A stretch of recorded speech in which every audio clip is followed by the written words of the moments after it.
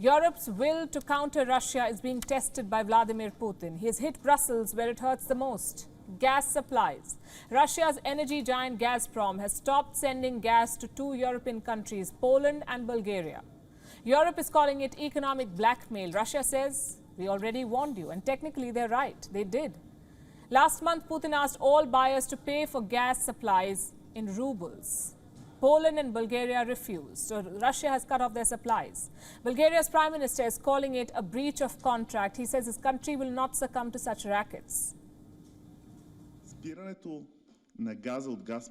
The suspension of gas supplies from Gazprom is a gross violation of their contract and is blackmail for using a non-contractual plan for payment in rubles through third parties, which does not guarantee either the supply or the money of the Bulgarians.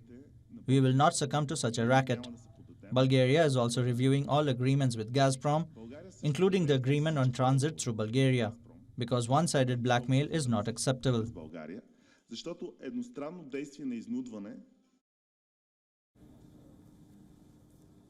Brave words. But can Bulgaria live without Russian energy? Around 90% of their gas is delivered by Gazprom. Right now, the lights are on in Sofia. There is no rationing, no power cuts. But in the long run, Bulgaria needs a resilient alternative. Same for Poland. Around 45% of their natural gas comes from Russia. Right now, their gas storage is 76% full. So no immediate danger of the lights going off. But if this suspension drags on, Poland will be in trouble. And Vladimir Putin knows that. You see, energy is not like ketchup or frozen meat. You cannot switch producers easily. You need massive pipelines for transport. You need storage facilities. You need containers and freights. None of this can be built or changed overnight. And Russia is banking on that. They're hoping this pressure will force Europe to climb down, maybe hold off on sanctions. But EU chief Ursula von der Leyen says Europe has a plan. This is something the European Commission has been preparing for in close coordination and solidarity with member states and international partners. Our response will be immediate, united and coordinated. First, we will ensure that Gazprom's decision has the least possible impact on European consumers.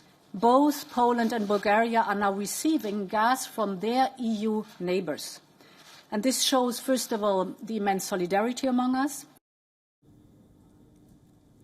European leaders cannot complete one sentence without that word, solidarity.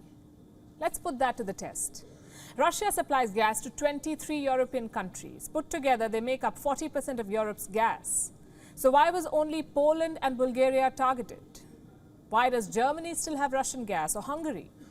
Well, we can think of two reasons. A, Putin is switching off one tap at a time. Or B, not everyone in Europe is sticking to the sanctions. Take Hungary, for instance. Their prime minister is more than happy to pay in rubles. He said so openly, but some others are doing it discreetly, it seems. Let me show you this report. It says 10 European companies have opened accounts at the Gazprom bank. Now, why would they do that? Russia is not exactly famous for top-class banking services. So the objective is clear. These companies are planning to make payments in rubles. At least 4 of them have already done so, and chances are more European companies will do the same. Take Uniper, for example, Germany's largest importer of Russian gas. It says it is possible to pay Russia in rubles and at the same time not violate European sanctions. How will they do that? Only Brussels can tell us.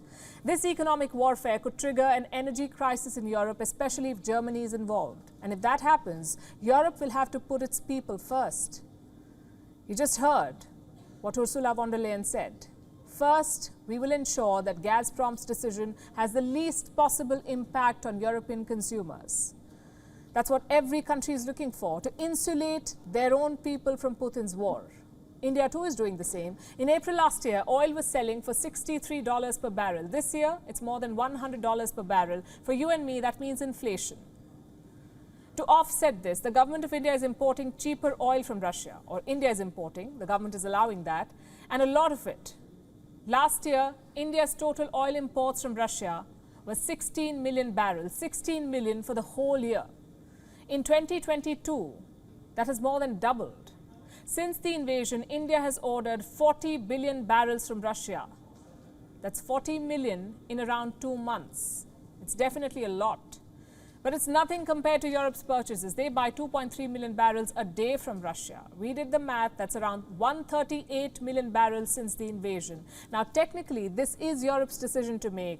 Their people need Russian gas, so Europe continues to buy it. But the problem is the double standards. All the lectures to India, all the promises to stop buying from Russia, turns out not everyone in Europe is following that advice.